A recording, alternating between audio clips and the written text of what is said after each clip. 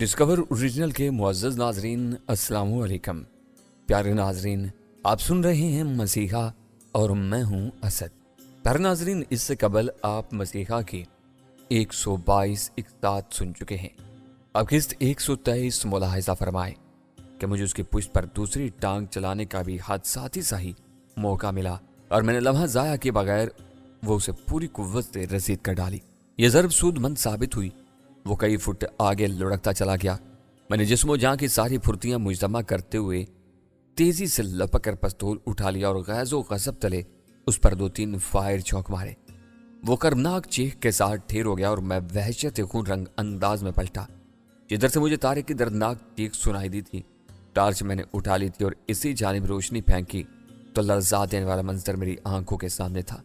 तारिक अपने हमला आवर के साथ नाबुर्द आजमा था, मगर यूं कि उसकी ताकत बस अब टूटने ही वाली थी। हमलावर ने उसके पहलू में गोली उतार दी थी और अब नाबुर्द आजमाई के दौरान वो इस पर दूसरा फायर करने ही वाला था, क्योंकि जोर आजमाई के दौरान हमलावर के पिस्तौल की नाल अब तारिक के पेट की तरफ झुक चुकी थी। मैंने एक लम्हा भी ज़ाया के बगैर हमलावर के सर पर गोली ताक दी। वो आवाज़ निकाले बगैर मौका पर ही ढेर हो गया। तारिक, मेरे यार।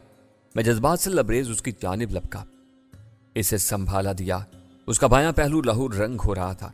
वो करा रहा था, नीम बेहोशी की हालत में था और इसी निजाह जैसी कैफियत तले बोला, सैफ, तो तुम उसको लेकर चले जाओ। हरगिज़ नहीं, मैं लानत भेजता हूँ शंकर और जसवंत राय पर। मैं लरजते मगर तेज लहजे में कहा, तुम हौसला करो, मैं तुम्हें लिए चलता हूँ। अभी मैंने इतना ही कहा था कि अचानक एक जानिब से मुझे किसी कार की तेज हेडलाइट्स दिखाई दी। वो लहराती हुई सीधी हम पर पड़ी। यही वह वक्त था जब तारिक ने मुर्दनी सी आवाज में बामुश्किल कहा, शायद हमारा खेल तमाम हुआ। इसके साथ उसकी आवाज टूट गई। मैं खुद साकित होकर रह गया था। इस मरदूद शंकर के मजीद गुमाश्ते आन पहुंचे थे। मुझसे अब आस का दामन भी छूटने लगा था। किसी ने बड़ी उजलत में ड्राइविंग सीट का दरवाजा खोला था और फौरन हमारी जानिब लपका। उसकी एक टांग में लंग था। कार से एक फर्द के उतरने ने मुझे चौंका दिया। वो करीब आया तो मारे हैरत तो मुसर्रत के मेरा मुंह खुल गया। वो रचना थी। रचना। मेरे मुंह से शिद्दत जज्बात तल इतना ही बरामद हुआ था कि वो बोली, हिम्मत करो सैफ, जल्दी। हमने पहले तारिक को उठाकर कार की पिछली सीट पर डाला। इसके बाद शंकर को उठाकर मैंने डिक्की में बंद कर दिया। रचना ने ड्राइविंग सीट संभाली और मैं अकबी सीट पर तारिक का सर अपनी गोद में लेकर बैठ गया। रचना ने गाड़ी रिवर्स की और आंधी तूफान की तरह दौड़ाने लगी। कोई मरहम पट्टी का सामान कार में मौजूद है? मैंने पूछा। नहीं, इसे गोली लगी है। हाँ, तुम ड्राइविंग पर तवज्जो मरकूज रखो, मैं कुछ करता हूँ। कहते हुए मैंने उससे कार के अंदर की बत्ती जलाने की हदायत कर डाली। वो कार अंधाधुंध दौड़ाई जा रही थी। मैंने तारिक की कमीज फाड़ कर उतार डाली और उसके बाएं पहलू के जख्म का जायजा लेने लगा। गोली अंदर ही पेवस्त थी। जख्म से जरियाने खून का अंदाजा करते ही मुझे जरा तसल्ली तो हुई कि गोली ने अंदर घुस कर किसी मेन आर्गन को ज्यादा नुकसान नहीं पहुंचाया होगा। मगर तशवीशनाक पहलू ये था कि गोली अंदर ही पेवस्त। अगरचे ये भी जख्म की नौयत को देखते हुए कहा जा सकता था कि अच्छा ही हुआ था, क्योंकि जिस रुख पर बुलेट का सुराग था, अगर गोली आर पार हो जाती तो तिली समेत जिगर या बड़ी आंतों को बुरी तरह मुतासर करती हुई निकलती। मैंने कमीज की धज्जियां बनाकर जख्म पर रखी। तारिक के चेहरे का भी जायजा लिया। वो पीला पड़ने लगा था और पसीने से शराबूर भी। रूमी गायब थी। तारिक इस साल को आन पहुंचा था। ये सब सोच सोच कर ही मेरी अपनी हिम्मत जवाब देने लगी थी। यही वो दो अफराद मेरे जानिसार साथी तो थे, जिनकी मदद से मैंने खूनी सौदागरों के खिलाफ ऐलान जंग कर रखा था। क्यों अगर खुदा न ख्वास्ता इन्हें कुछ हो जाता तो क्या होता, इससे आगे का तस्वुर मेरे लिए मुहाल था। हालात की सारी कशाकशी में आर्जी तौर पर खुमैरा मेरे दिलो दिमाग से महव हो चुकी थी। रचना ने बड़ी चाबक दस्ती दिखाई थी और हम कुछ ही देर बाद खोड़ा गोदी वाली उस खोली में जा पहुंचे जहां मैं और तारिक रचना को छोड़कर रवाना हुए थे। मुझे अभी तक हैरत थी कि रचना कैसे ऐन वक्त पर आन पहुंची थी। क्या यह सब कातबे तकदीर ने लिख रखा था? इसके दिल में कैसे ख्याल उभरा हमारी मदद का? कार भी उसके पास नहीं थी। ताहम रचना जैसी तरबियत याफ्ता लड़की के लिए अगरचे ये सब मुश्किल नहीं था, मगर जो ऐन वक्त पर उसने अपनी कारकर्दगी दिखाई वो काबिल दाद तो थी। लेकिन इस पर तुर्रा ये था कि रचना को तो हमने शंकर झांकिया के इस ठिकाने के मुतालिक बताया ही नहीं था। जाने इसमें तारिक की क्या मसलहत रही, लेकिन बावसफ इसके कि रचना कैसे बांद्रा स्टेट के इस हार्बर हाउस तक आन पहुंची थी। खौली के मुख्तसर सहन में एक ही अरकान ज़दा पीला बल्ब रोशन था। अंदर कोठड़ी में अंधेरा था। शंकर की मुश्कें कसकर रचना ने उसे एक तरफ डाल दिया। इसकी अपनी टांग अब कुछ बेहतर थी, अगरचे इसमें वाज़े लंग था, ताहम इसकी कुव्वत इरादी गजब की थी, क्योंकि उसने भी बिल्लाखिर इस मिशन पर ऐन वक्त में अपना कातिर ख्वाह हिस्सा डाल दिया था। कैसे, इसके बारे में मुझे उससे अभी ये सब इस्तफसार एक खुशगवार माहौल में करना बाकी था। इस दौरान रचना ने मुझे जसवंत राय के ठिकाने पर जल्द अज जल्द पहुंचने का भी मशवरा दिया, जिसका अभी मैंने उसे कोई जवाब नहीं दिया था। ताहम वो खुश थी कि उसका शिकार शंकर चांकी अब हमारी कैद में आ चुका था। मैंने रचना को अपने साथ मददगार के तौर पर शामिल किया और तारिक को एक साफ सुथरी जगह पर लिटाकर उसका ऑपरेशन शुरू कर दिया। शुक्र था कि उसके पास ज़रूरतन सर्जिकल आलात भी रखे हुए थे और उनमें इस्तेमाल होने वाले लाइफ सेविंग्स समेत अदवायात भी। लिहाजा सबसे पहले तो मैंने उसे कार्टिसोन और एंटीबायोटिक कवर के इंजेक्शन लगा दिए थे। अब इसके जख्म को सर्जिकल आलात की मदद से थोड़ा खोलकर अंदर से शीशा बरामद करके निकाला और फिर उसके अंदर का जख्म सलाइन वाटर से अच्छी तरह वाश करके टांके लगाए और बंद पट्टी कर डाली। तारिक की हालत काफ़ी संभलने लगी थी। इमरजेंसी निपटा ली थी मैंने। घर में चिकन रखी हुई थी। रचना से मैंने उसका सूप तैयार करने को कहा। उठकर कोने में बनी रसोई की चाहनी बढ़ गई। रात निस्फ से जायद बीत चली थी। थोड़ी देर बाद हम वहीं तारिक के करीब ही कुर्सियां लगाकर बैठ गए। आज इस मुहिम का सारा क्रेडिट मैं तुम्हें देता हूँ, मैंने मुस्कुरा कर रचना के गुले गुलजार चेहरे की तरफ देखते हुए खुश दिली से कहा, तो वो बड़े दिल फरेब अंदाज में मुस्कुराई। इस तारीफ पर उसका मन मोहना सा मुखड़ा भी सुर्खता हुआ। लेकिन ये सब हुआ कैसे? तुम्हारे दिल दिमाग को आखिर किसी बात ने तो उकसाया ही होगा। मेरा अंदाज़े तकल्लुम गोया किसी मशहूर बहादुर शख्सियत से इंटरव्यू लेने का सा था। दरअसल तुम दोनों के जाने के थोड़ी देर बाद तक तो ये सब ठीक रहा, मगर फिर जैसे जैसे वक्त गुजरा मुझे एक बेचैनी सी घेरने लगी। पहले तो मैं दिल पर बोझ सा महसूस करती रही कि मिशन के आगाज ही में मैं बेकार होकर बैठ गई। तुम दोनों ने भी मेरा इस वादे से साथ भी दिया कि बास को इस बारे में कुछ नहीं बताएंगे कि मिशन की इब्तदा ही में मैं बेकार होकर बैठ गई। मैं अपने ज़मीर की इसी कशमकश में थी कि अचानक मेरे अंदर एक जोश जनू बेदार हुआ। ये शायद मेरे ज़मीर का शाख साना था या फिर मेरी तरबियत का हिस्सा कि मैंने एकदम अपनी हिम्मत मुजतमा की और ये सोच कर कमर कस ली कि मुझे भी तुम लोगों के पीछे जाकर और कुछ नहीं तो कम अज़ कम हालात का जायज़ा तो लेना ही चाहिए।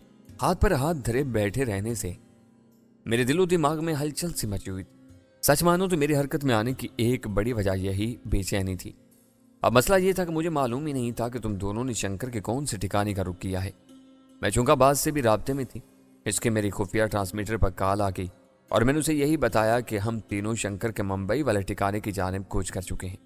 तो इसने फौरन मुझे ताज़ा खबरों के मुतालिक बताया कि शंकर एक मारूफ साबका एक्ट्रेस शल्पा से शादी कर रहा है, जिसकी तकरीब आज रात उसके बांद्रा वेस्ट वाले इलाके की ज़ाती रहाइश का हार्बर हाउस में मुनक्कद हो रही। मेरे फौरन कान खड़े हो गए और मैं डर भी गई कहीं बास ने अपने इजाफी आदमियों को बाहर रवाना कर दिया तो मेरा भी पोल खुल जाएगा। मैंने बास को पूरी तसल्ली दी और मिशन की नाकामी को अपनी मौत से मुतरादिफ करार देते हुए कहा कि वो किसी किस्म की कोई चिंता ना करें और हमें यकसोई से इस पर अमल पैरा होने का मौका दें। यूं बात से ये ताज़ा मालूमात हासिल होते ही मेरे अंदर का जोश मजीद सवा होने लगा। मैं सोचने लगी ना जाने तुम दोनों ने कौन से ठिकाने का रुख किया हो, क्यों ना मैं ही निकल पड़ूं। यह सोचकर मैं निकली तो यहाँ पहुँचने पर तकरीब इख्तिताम पजीर हो चुकी थी। मेहमान जा चुके थे। मैं जल्दबाजी का मुजाहिरा नहीं करना चाहती थी। एक तो मैं जख्मी भी थी और तनहा भी, लिहाजा मैं इसी तगदो में थी कि अचानक मुझे इस तरफ फायरिंग की आवाज़ें सुनाई देने लगी।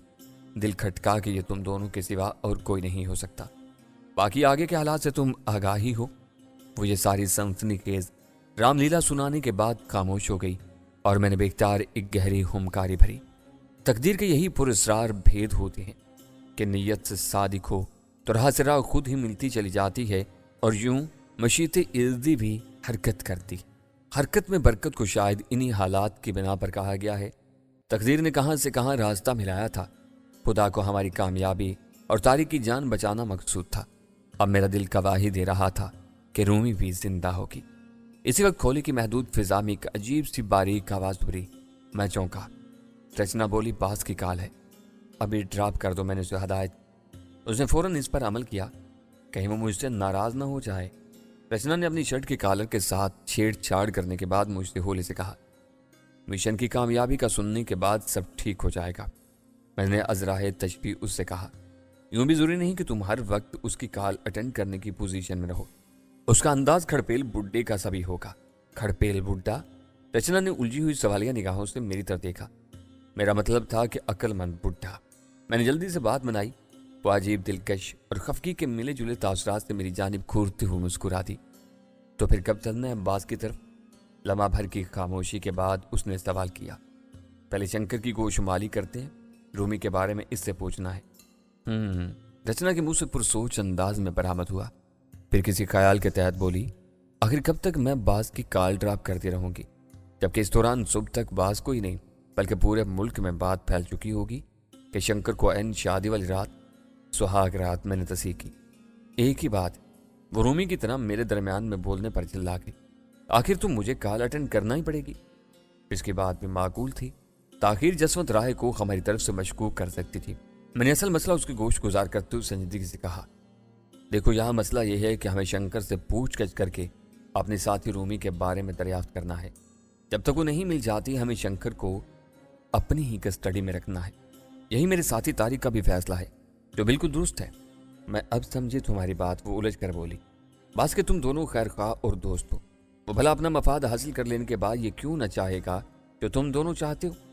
वो चाहे या ना चाहे यह बात की बात है, लेकिन शंकर चाह किया जब खुद को अपने जानी दुश्मन जो उसके खून का प्यासा हो रहा है, और उसका अंदाजा खुद शंकर को भी है, वो जसवंत राय की कैद में जाने के बाद अपनी जिंदगी से मायूस हो जाएगा, क्योंकि वो जानता है कि जसवंत राय अपने लाडले भतीजे का इंतकाम लेने के लिए किस कदर बेचैन हो रहा है। फिर शंकर हमसे किसी किस्म का ताउन अबस ही ख्याल करेगा। इस नुक्ते को जरा तुम ठंडे दिल से समझने और गौर करने की कोशिश करो। मेरे साथी तारिक ने गलत नहीं कहा है। ओह, बात तो वाकई तुम्हारी ठीक लगती है। रचना ने मेरी बात पर साथ करते हुए कहा, ठीक है, फिर जैसा तुम बेहतर समझो वही करो। बास की कॉल आई तो मेरे पास तो बहाने। गुड, ये हुई ना बात दोस्तों वाली। मैं सादा दिल से खुश होकर बोला, लेकिन मेरे फरिश्तों को भी पता नहीं था कि रचना ने अपने दिल में क्या सोच रखा था। यहाँ नहाने की जगह नहीं है, मुझे सख्त गर्मी लग रही है। जरा देर की खामोशी के बाद वो एक अजीब सी अंगड़ाई लेते हुए बोली। मैं इधर उधर देखते हुए बोला, हो गई तो सही जगह, मेरा ख्याल है इस कोने में जाकर देख लो। मैंने दाएं जानिब इशारा किया, जिधर एक टाट सा लटका हुआ था और इस आड़ के पीछे कुछ नहाने धोने का सामान महसूस होता था। रचना उठी और अंदर कोठड़ी नुमा कमरे में चली गई। थोड़ी देर बाद बाहर निकली तो उसके हाथ में कुछ कपड़े वगैरह थे। वो ने संभाले इस आड़ की जानिब बढ़ गई। ना चाहते हुए भी मेरी नजरें उसके ताक़ुब में उठती चली गई। इसके बाद मैंने फौरन ही अपना चेहरा घुमा लिया और तारिक की तरफ मुतवज्जा हुआ। उसे थोड़ा थोड़ा होश आ रहा था। सुनो, जरा रसोई में जाकर सूप देख लेना, कहीं उबल कर गिर ही ना जाए। अचानक रचना ने आड़ के अकब से आवाज लगाई तो मैंने बेख्तियार उसकी तरफ देखा और घबरा सा गया। रचना पर्दे की आड़ से बरहना कंधों तक खड़ी नजर आ रही थी। वो किसी डोल से अपने ऊपर पानी डाल रही थी। इसके गीले लंबे से आबाल बरहना शानों पर फैले हुए बड़े होशरुबा मंजर पेश कर रहे थे। मुझे लगा रसोई में रखे सूप से ज्यादा मैं उबलने लगा हूं। मैंने फौरन उसकी तरफ से अपना ध्यान हटाया और रसोई की जाने लपका। थोड़ी देर बाद मैं सूप एक प्याले में लिए रसोई से बरामद हुआ तो सामने नजर पड़ते ही मेरे हाथ से प्याला छूटते छूटते बचा। खोली के मुख्तसर ज़ेन में रचना मौजूद थी, यूं कि उसकी पुश्त मेरी जानिब थी और उसे नीचे दावत आवारगी का नज़ारा देती हुई एक मलमल की धोती नुमा कोई खतरनाक सी बराए नाम पोशाक, और वो भी कस कर बांधी हुई थी। और इसी खतरनाक पोशाक का कुछ हिस्सा एक कांधे से होता हुआ बराए नाम ही उसका ऊपरी बदन ढके हुए था। इस पर मुस्तजाद वो तौलिया जैसे कपड़े की शय को अपनी गर्दन से मसलते हुए नीचे तक कयामत खेज खम खाकर झुकी और मेरी जानिब देखा तो गया सर से पांव तक एक बर्क सी सनसनाती हुई लहर थी जिसने मुझे झंझना कर रख दिया। किसी ने सही ही तो कहा है कि नीम बरहना हुस्न कत्ल ही कर देने वाला होता है। इस पर मुस्तजाद वो मुझे अपनी जानिब घूरते हुए मुस्कुराई भी थी, जैसे उसे मेरे नजारा लेने की चंदा परवाह नहीं। मैंने फौरन खुद को जैसे चाबक रसीद किया और तारिक की जानिब मुतवज्जा हुआ। साथ ही रचना से बोला, बेहतर होगा ये तुम सब अंदर कोठड़ी ही में जाकर कर लो। जवाब में मुझे उसकी मुतरन्नम हंसी की आवाज़ सुनाई थी। वो लचकती मटकती अंदर चली गई। मैं तारिक की तरफ मुतवज्जा हो गया। उसे होश आ गया था। मैंने चम्मच से सूप पिलाया।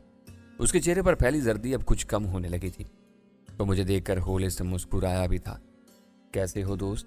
मैंने प्यार से और धीमी आवाज़ से पूछा। तुम जैसे वफादार दोस्तों की वजह से जिंदा हूं।